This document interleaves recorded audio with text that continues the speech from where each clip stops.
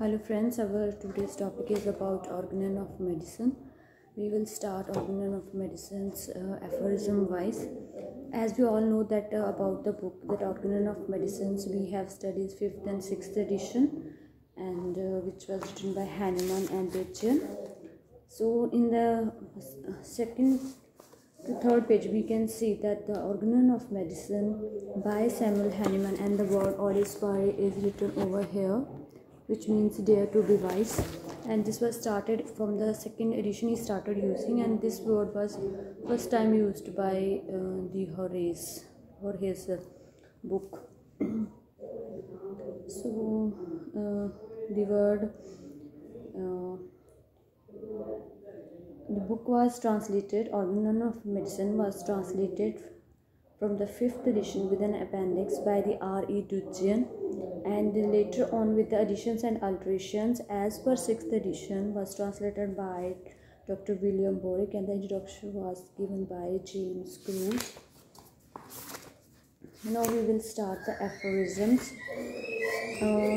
As we all know about the aphorism number 1, in the aphorism number 1 it is given the mission of the physician, and sometimes the whole of the aphorism is asked that what is the correct words about the aphorism number 1, that is the physician's high and only mission is to restore the sick to health, to cure, as it is termed.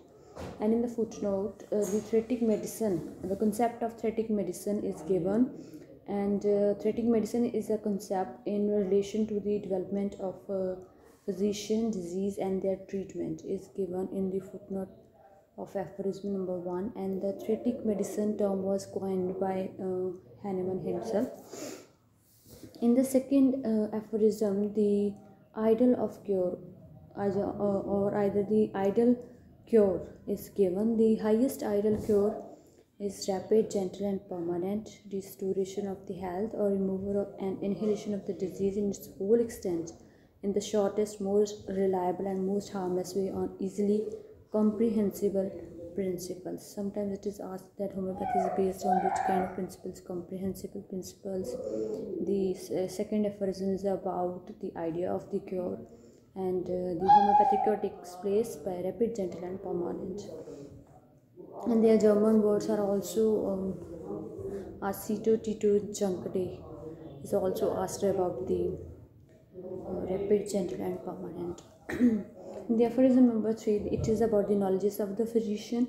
The physician, in this paragraph, Hahnemann says that the physician should know about the knowledge, have the knowledge of disease, knowledge of medicine, knowledge of the selection of the minimum choice of the remedy, knowledge of the doses, how much to be given, and then he understands that how he treat judicially and rationally, and he is a true practitioner of the healing art. If the physician has all these knowledges, then only can he will be able to cure a case. Next paragraph in the aphorism number 4, it is about the physician, that physician is the preserver of the health, and he only knows, physician knows that what things can derange the health, cause the disease, and how to remove them. And in the footnote of the aphorism number 4, importance to the sanitation is also given. In aphorism number 5, there is given the exciting cause of acute, in case of acute diseases. If we know the exciting cause, then it will be easy to treat acute case, and if there is any kind of fundamental cause, then we should know the whole history of the patient, and which represent that there is a chronic miasm behind that case, and we should know about that. In aphorism number 5, it is also given about some idea of the constitution, in which the Hahnemann had wrote down that in these investigation, the ascertainable physical constitution of the patient, especially when the disease is chronic, he has said that if the disease is chronic, then constitution should be considered. So here the word constitution is first time used by Hahnemann, and in aphorism number 5, and also he has given in aphorism number 5 about the some idea of the case taking, as he wrote that we should note down his moral and intellectual characters, his occupation, mode of living and habits, diet and regimen, his social and domestic relationships, his age, sexual functions, etc. are to be taken into consideration. This shows that aphorism number 5 is representing exciting cause, fundamental cause, constitution, knowledge of the disease, and a concise idea about the case taking. If we see from the aphorism number 5 to 18, it is giving the idea about the knowledge of the disease and the totality of the symptoms. And in aphorism number 6, it is given about the unprejudiced observer, that a homeopathic physician quality, what are the qualities, and the options are given sometimes. And one of them is the homeopathic physician should be unprejudiced observer, and he should not be biased by any of the things. He should use his observations and try to find out the symptom. And in this, the word morbid phenomena is used in italic words in the aphorism number 6. And in the next aphorism is aphorism number 7, where causa occasionalis is given. That means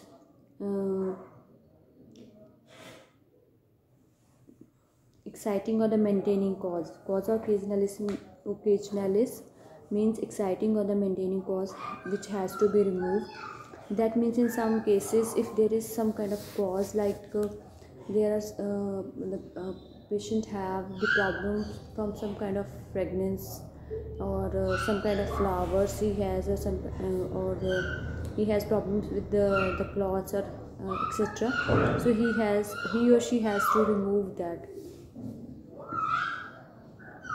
That means it is the causa occasionalis.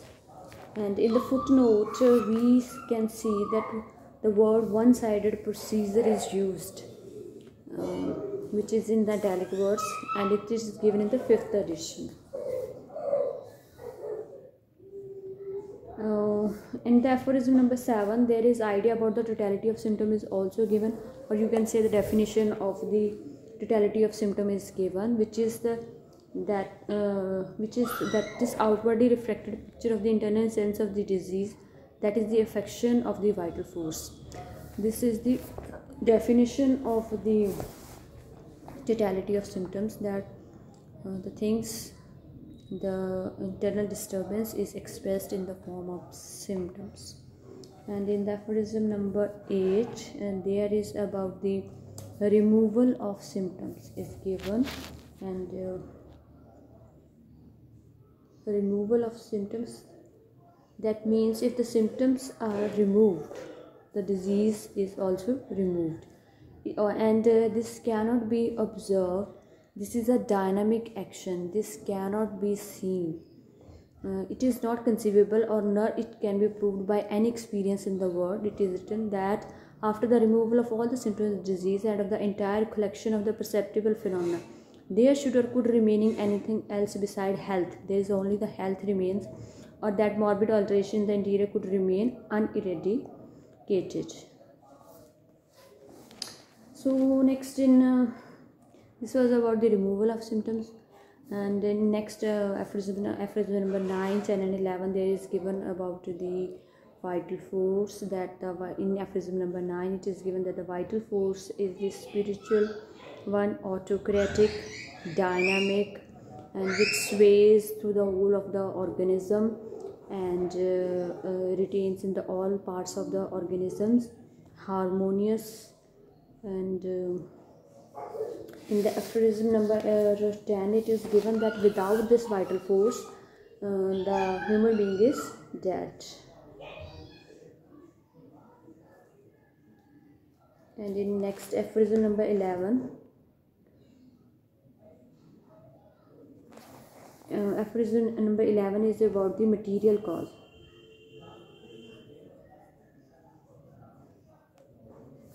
Material cause, that there are some kind of materialistic things behind the disease, So the word material cause is used. So what are the lines? When a person falls ill, it is only this spiritual self-acting vital force everywhere present in the organism that is primarily deranged by the dynamic influence upon it of a morbific agent inimical to life. It is only the vital force deranged so to such an abnormal state that can furnish the organism with the disagreeable sensation and incline it to irregular processes which we call the disease. That means that first of all, anything is responsible for the disease acts on the vital force and make it to bring it to the abnormal state and invisible in itself and only cognizable by its effect on others. And we can see that in the form of symptoms in the person, the morbid derangements. These are known as the morbid symptoms, and it is written in the footnote that materia peccans is used. The word materia peccans is used in aphorism number 11, or the material cause, you can say material cause or materia peccans. And in the aphorism number, materia peccans is a Latin word, and in the 6th edition, in the footnote, Hahnemann discussed about the dynamic influence, that the dynamic influence is responsible for the expression of the symptoms. Now next, in the aphorism number 12, it is the role of the vital force in the cure, that how it helps in the restoration of the health.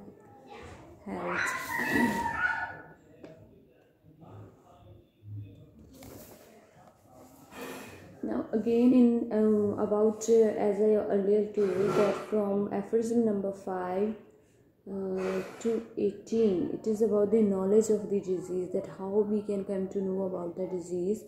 In aphorism number 13, it is written that therefore disease considered as it is by the allopaths as a thing separate from the living whole, from the organism and its animating vital force, and hidden in the interior, be it be ever so subtle a character, and is an absurdity that could only be imagined by minds of a materialistic stamp, and has for thousands of years given to the prevailing system of medicine all those pernicious impulses that have made it a truly mischievous art. That means in the aphorism number 13, that Hahnemann is saying that allopaths are thinking that the disease is different from the vital force, you can say. It is a separate thing from the person. They do not consider that the disease in the person, or the person is in the disease. They think that it is some kind of different thing, or the extra thing which has to be removed. And in aphorism number 14,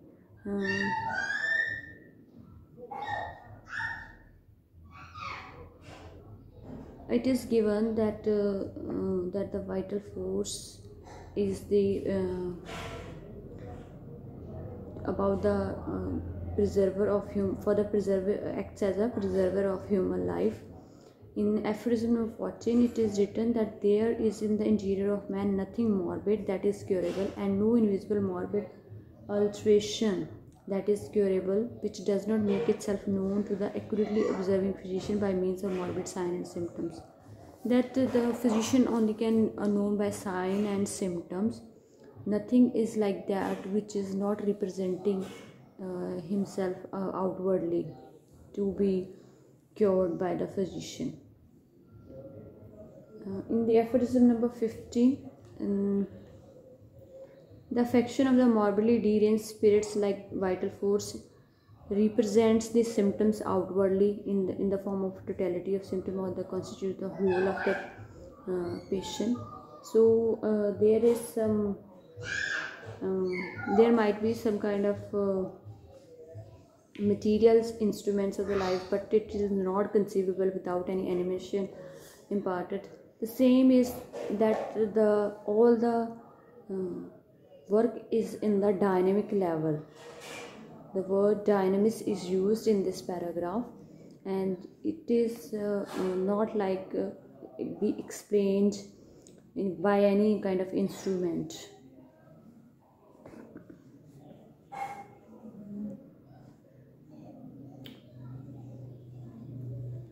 Next, again in aphorism number 16, it is talking about the totality of symptoms, about the dynamic, about that removal of the totality of symptoms by fully observing and investigating the physician as fully as was requisite in order to enable him to cure it.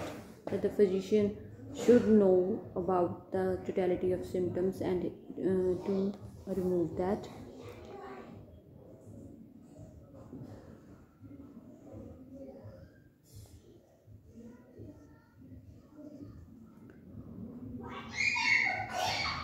In aphorism number 17, it is given that removal of symptom means removal of disease. That means with the homeopathic medicines, the removal of symptom means the removal of the disease. Sometimes 20 marks question is asked about that. What do you mean by removal of symptom means removal of disease? This is based on this totality of symptoms, or you can say aphorism number from 6 to 18, 5 to 18 it is explained, and definition is given in aphorism number 17. That removal of symptom means removal of disease. And in the footnote of the aphorism number 17, it is given the moral remedy. The word moral remedy is used. Yeah, in the last line it is written that the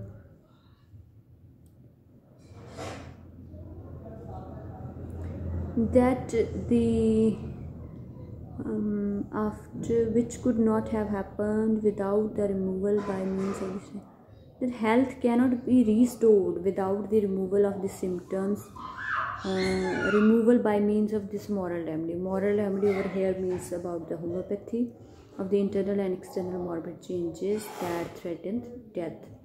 So the moral remedy word is used for the homeopathy. And in the aphorism number 18, it is given about the individualization, that besides the totality of symptoms, nothing can be any means be discovered in the diseases where they could express their need of aid. It follows undeniable that some of all the symptoms in each individual case of the disease must be sole indication. So here sole indication means that individualization and the sole guide to the direct us in the choice of the remedy.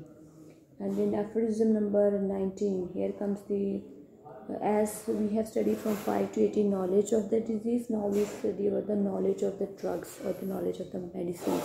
That is from aphorism number 19 to the 21. And in aphorism number 19 gives the curative power of medicines.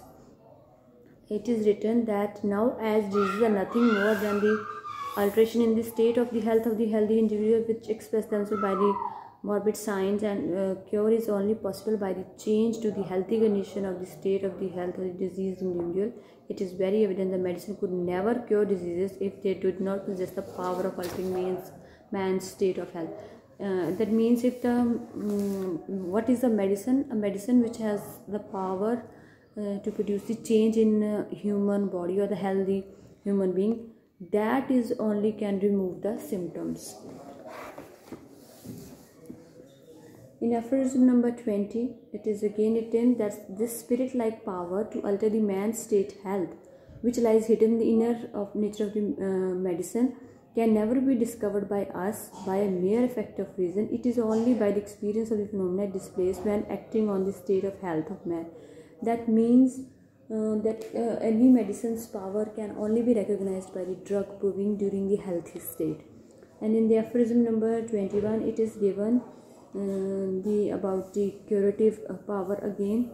Now as it is undeniable that curative principle in medicine is not in itself perceptible, as in pure experiments with the medicines conducted by the most accurate observers, the same thing is again it is said that medicine which has the power, the kind of symptoms it can produce during the healthy health condition, it can remove in the disease conditions. Now in the aphorism number 22 to 29, Hahnemann has given a last views you can say about the life principle, about the vital force, which is changed into the vital principle in the 6th edition. And in the aphorism number 23, it is given about the 3 methods. Those are the antipathy, enantiopathy, and the palliative method. Over here, the Hahnemann has given that all these 3 of the methods or the systems, they contrary the treatment. They are not similar. They are not giving the similar medicine. They contrary the medicine, which aggravates later on. And in the aphorism number 24, it is given about the homeopathic treatment. There remains therefore no other mode of applying the medicine that promise to be the service beside the homeopathy. Means he is promising about the homeopathy, by means of which we can remove the totality of the symptoms of the case of a disease, and by the medicine which has the power to remove that kind of symptoms, and that medicine has been tested on the healthy human beings.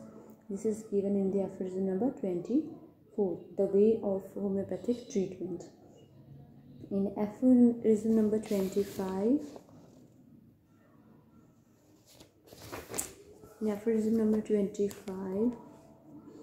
that now, however, in all the careful trials and pure experience, teaches us that actually that medicine which in its action on the healthy human being has demonstrated its power to same produces similar observed in the case of the disease and the treatment, and in doses of suitable potency, attenuation rapidly, radically, permanently remove the totality of the symptoms, the whole disease present, and change into health, and that all the medicines cure without exceptions.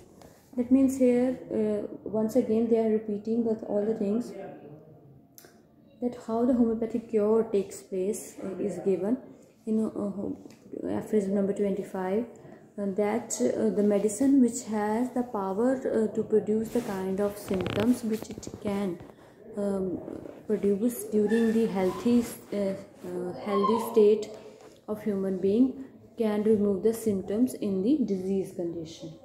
And now in the footnote we will see that it is written the words, a kaleidoscope filled with the 50 years experience of this sort is like 50 years of looking into a kaleidoscope filled with the unknown colored objects and perpetually turning round thousands of ever changing figures and no accounting for them.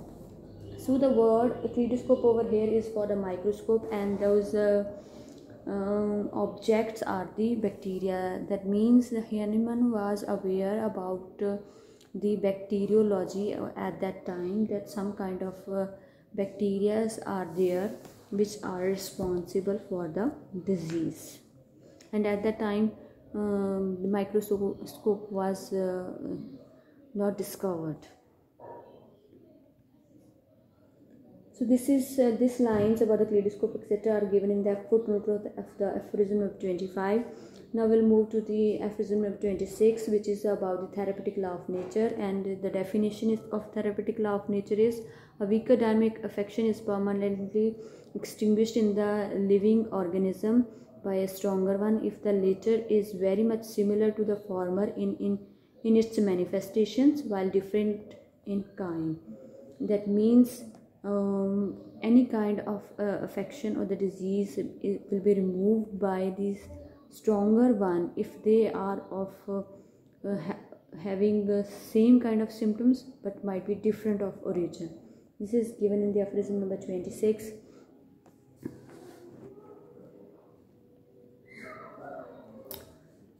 So in the aphorism number 27, it is given that the medicine symptoms are superior to the in strength as compared to the disease symptoms, so they are able to remove them surely, radically, rapidly, and permanently from the person.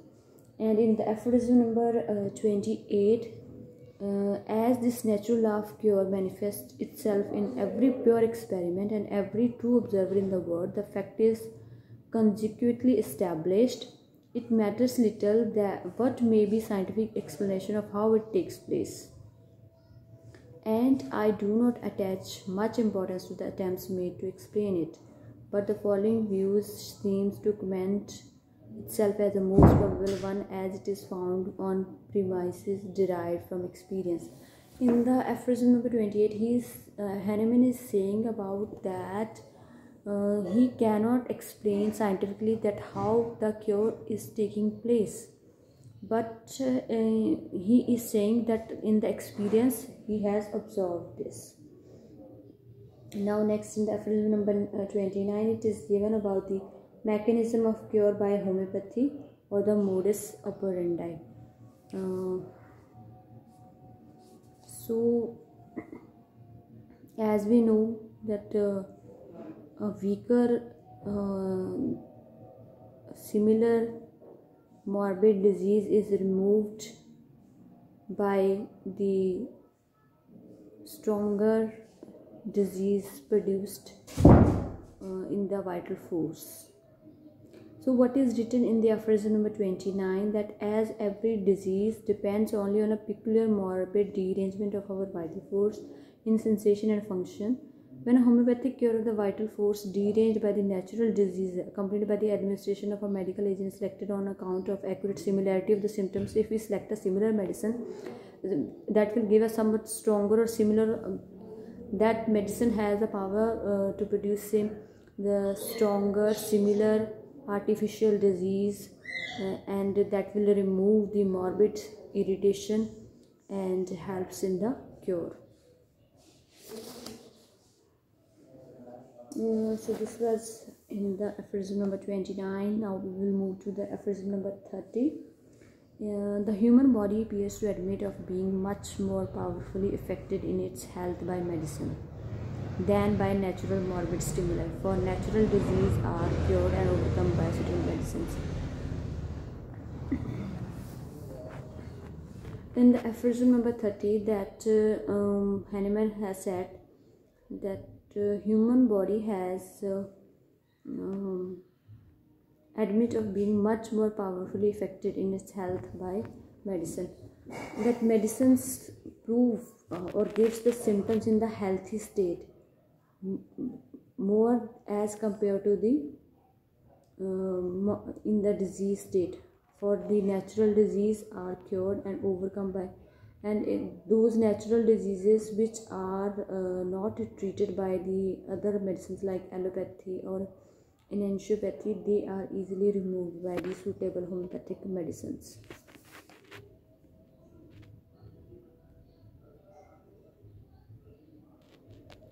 So this was about aphorism number 30. We will discuss a little more about